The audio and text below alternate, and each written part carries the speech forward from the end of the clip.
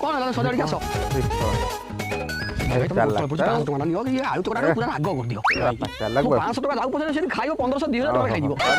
ଭାଇ ତମେ ଜମା ବ୍ୟସ୍ତ ହୁଅନି ମୁଁ ପୁରା ଲଙ୍କା ଗୁଣ୍ଡ ଡବା ପୁରା କୋଅପରେଟିଭ ବୁଝିଗଲା ଦିଅ ଦିଅ ଭାଇ ଦିଅ ଗୁପଚୁପ ଦିଅ ମ୍ୟାଡମ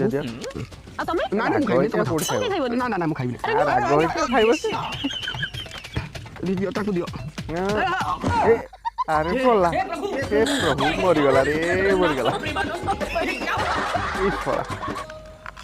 ଶାନ୍ତିରେ କେମିତି ଖାଉଛି ଇଏ ଆରେ ଭାଇ ଲଙ୍କା ଗୁଣ୍ଡ ପକାଇବନି ଆଉ ଟିକେ ଲଙ୍କା ଗୁଣ୍ଡ ପକାଅ ହେ ଭଗବାନ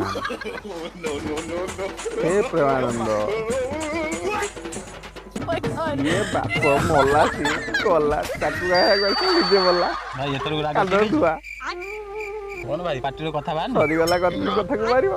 କିଛି ବାହାରନି ଯା ଭାଇ ବାହାରି ଗଲାଣି ବାହାରି ଗଲାଣି ଆରେ ଜୟ ହୋ